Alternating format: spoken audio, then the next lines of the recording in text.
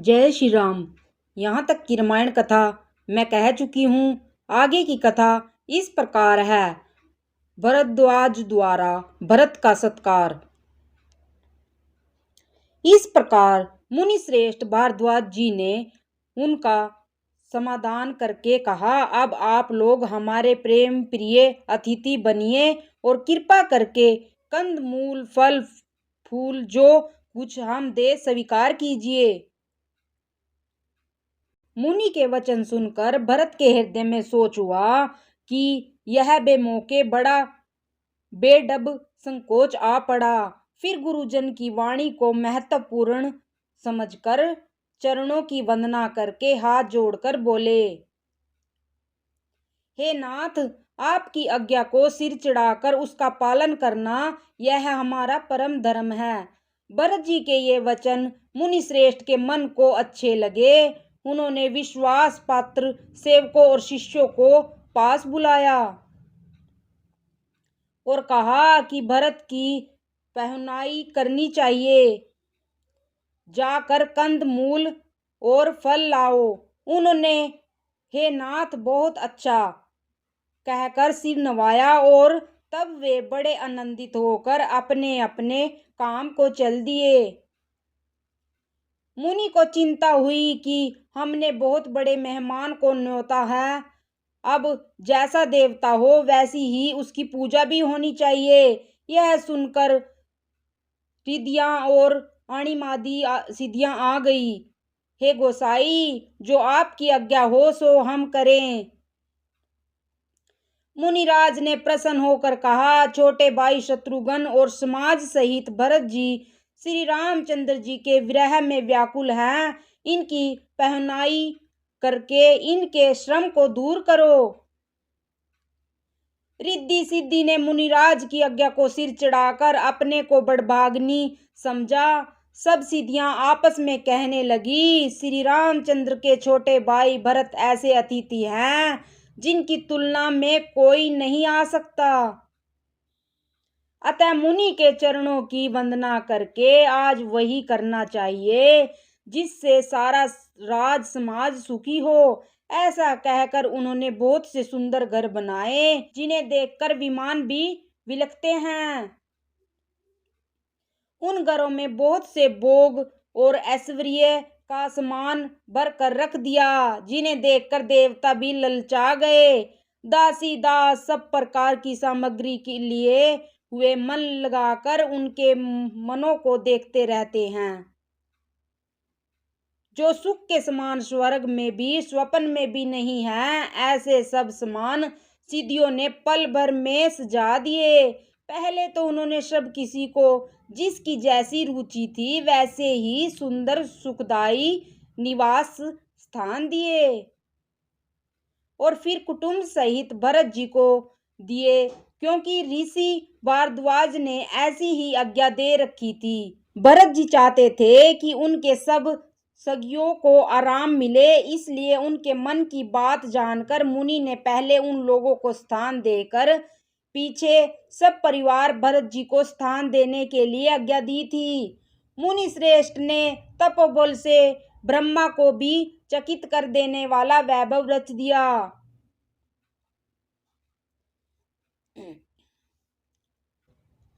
जब भरत जी ने मुनि के प्रभाव को देखा तो उसके सामने उन्हें सभी लोकपालों के लोग तुच्छ जान पड़े। सुख की सामग्री का वर्णन नहीं हो सकता जिसे देखकर ज्ञानी लोग भी वैराग्य भूल जाते हैं। आसन से सुंदर वस्त्र, चंदावे, वन बगीचे, भांति भांति के पक्षी और पशु, सुगंधित फूल और अमृत के समान स्वादिष्ट फल, अनेकों प्रकार के निर्मल जलस्य तथा अमृत के भी अमृत श्री के पवित्र खान पान के पदार्थ थे, जिन्हें देखकर सब लोग संयमी पुरुषों की भांति सकुचा रहे हैं। सभी को डेरों में कामधेनु और कल्प वृक्ष हैं, जिन्हें देखकर इंद्र और इंद्राणी को भी अभिलाषा होती है, उनका भी मन ललचा जाता है। वसंत ऋतु है, शीतल मंद सुगंध 3 प्रकार की हवा बह रही है। सभी को धर्म, अर्थ, काम और मोक्ष चारों पदार्थ सुलभ हैं। माला, चंदन, स्त्री आदि भोगों को देखकर सब लोग हर्ष और विषाद के वश हो रहे हैं। हर्ष तो भोग सामग्रियों को और मुनि के तप प्रभाव को देखकर होता है और विषाद इस बात से होता है कि श्री राम के वियोग में नियम व्रत से रहने वाले हम लोग भोग विलास में क्यों आ फंसे। कहीं इनमें आसक्त होकर हमारा मन नियम व्रतों को न त्याग दे।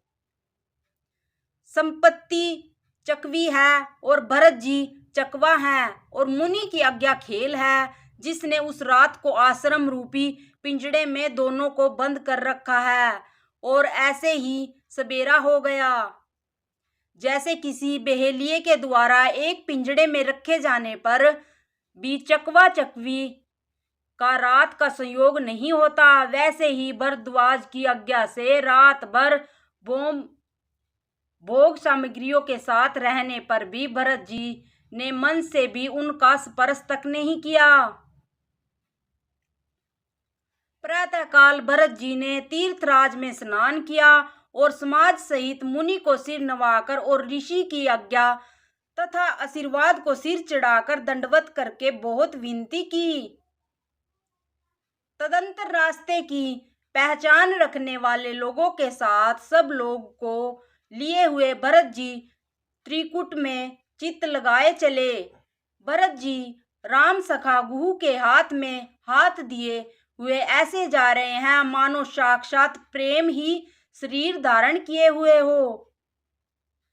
न तो उनके पैरों में जूते हैं और न सिर पर छाया है।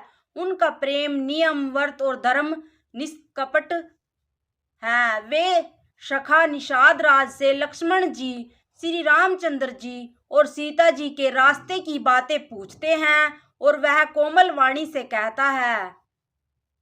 श्री रामचंद्र जी के ठहरने की जगहों और वृक्षों को देखकर उनके हृदय में प्रेम रोके नहीं रुकता। भरत जी की यह दशा देखकर देवता फूल बरसाने लगे, पृथ्वी कोमल हो गई और मार्ग मंगल का मूल बन गया।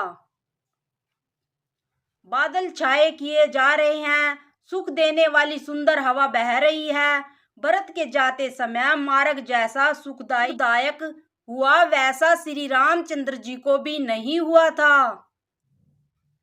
रास्ते में असंख्य जड़ चेतन जीव थे। उनमें से जिनको प्रभु श्री रामचंद्र ने देखा अथवा जिन्होंने प्रभु श्री रामचंद्र जी को देखा वे सब परम पद के अधिकारी हो गए। परंतु अब भरत जी के दर्शन ने तो उनका भव रूपी रोग मिटा ही दिया। श्री राम दर्शन से तो वे परम पद के अधिकारी ही हुए थे, परंतु भरत के दर्शन से उन्हें वह परम पद प्राप्त हो गया।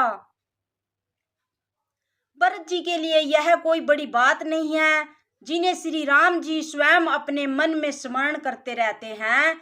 जगत में जो भी मनुष्य एक बार राम कह लेते हैं वे भी तारने वाले हो जाते हैं। फिर भरत जी तो श्री रामचंद्र जी के प्यारे तथा उनके छोटे भाई ठहरे, तब भला उनके लिए मार्ग मंगल दायक कैसे न हो। सिद्ध साधु और श्रेष्ठ मुनि ऐसा कह रहे हैं और भरत जी को देखकर हृदय में हर्ष लाभ करते हैं। जय श्री राम।